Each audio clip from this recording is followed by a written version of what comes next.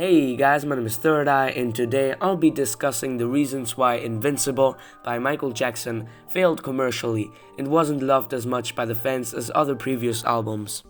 But before we go any further, make sure you subscribe to my channel if you like my videos, and if you have any idea for a future video about music, comment it down below. Well, on the 30th of October 2001, Michael Jackson released one of his most controversial albums of all time, overcoming his 1995 album, History. It was also his last album of new material before his death. You may like all the songs that appear on that album, you may enjoy the songs while listening, but behind the album, there is a terrible conflict with MJ and his label, especially with the head of it, Tommymotola, which affected the entire promotion, production, and budget of the album. In this video, I'm gonna explore that topic in detail, since it is literally the biggest reason why Invincible failed. And yeah, for my older subscribers, I actually skipped that topic in my review of Invincible, because I was saving it for this video. Big brain. Oh, and I also have to clear this up before starting with Tommymotola and MJ. Of course, Invincible was not a direct failure. I mean, that is obvious. It sold more than 366,000 copies in 1 week, and it was number 1 in 12 countries around the world.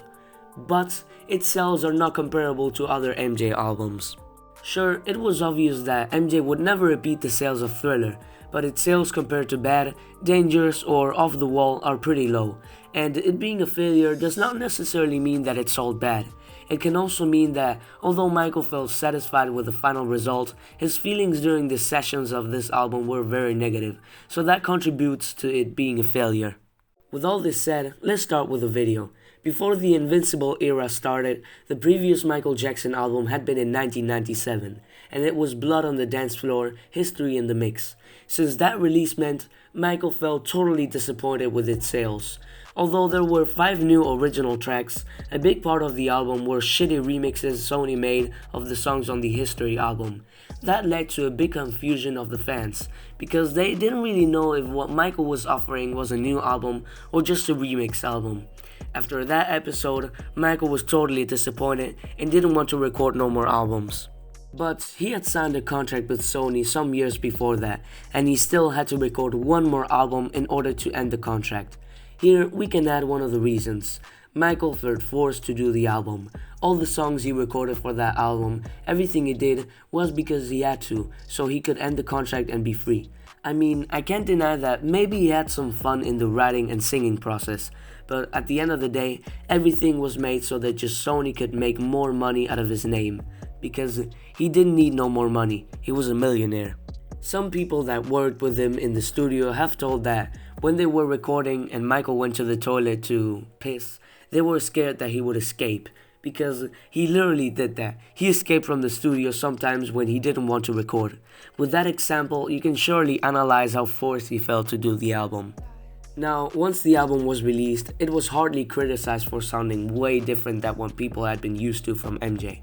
And thanks to Sony, the first single, You Rock My World, was one that Michael didn't want personally. He wanted the first single of the album to be Unbreakable, which, from my point of view, could have worked perfectly as a single.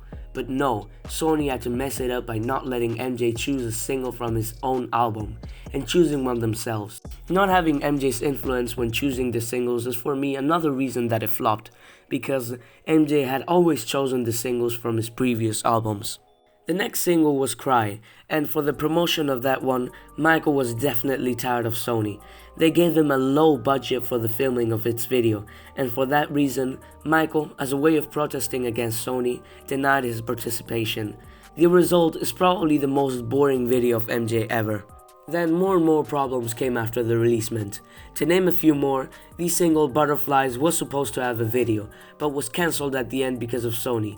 Or the magnific song What More Can I Give, a musical union of several artists, similar to We Are the World, which was supposed to raise money after the terrorist attack to the Twin Towers, but was left away by Sony. Or the huge amount of leaks at that time. Michael even had to go out and ask his fans publicly not to stream and download these leaked songs, as they were literally sabotaging his job.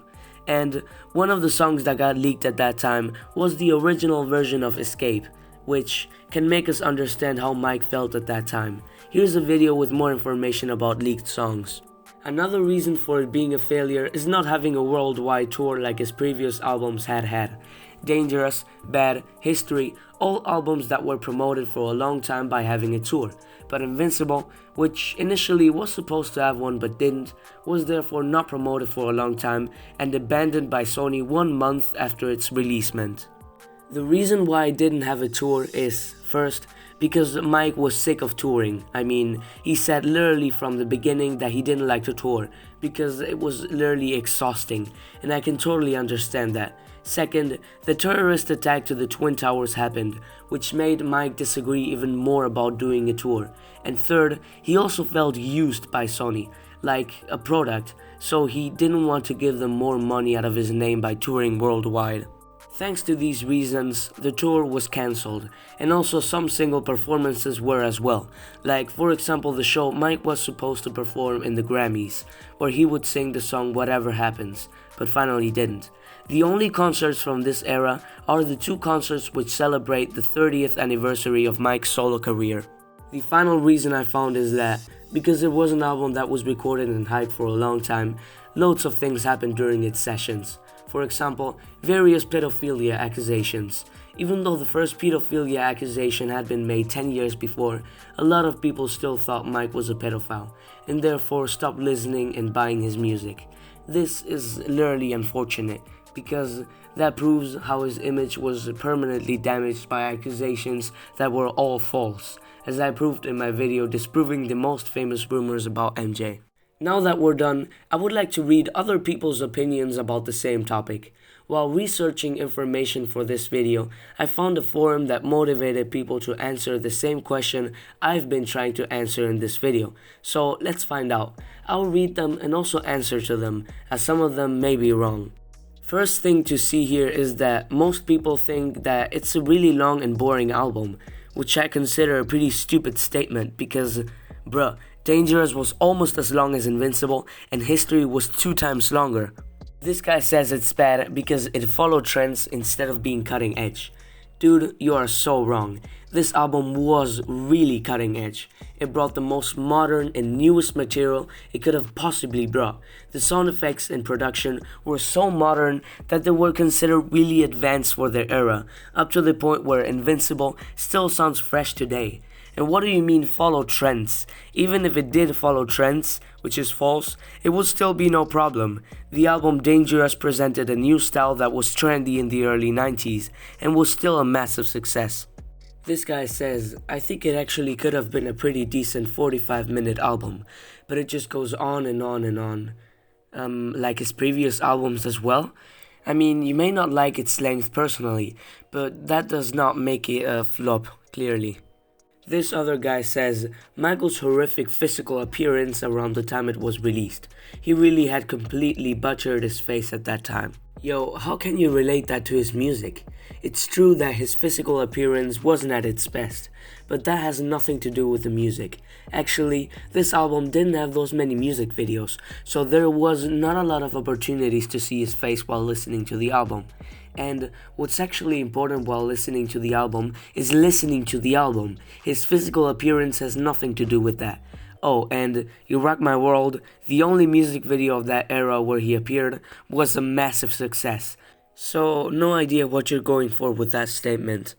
This guy says, Michael Jackson's lifetime of bizarre behavior up to that point and its coverage in the media had made him a joke in the English-speaking parts of the world. He was never going to recover from the image that had made him an indelible person. This is unfortunately pretty true. The media managed to ruin MJ's image in all possible ways by sharing information that was false. This guy says, not a good record, but where's the choice he acted like a freak? Yo, you are not the most qualified person to say that. This other guy says, the reason, no Quincy Jones.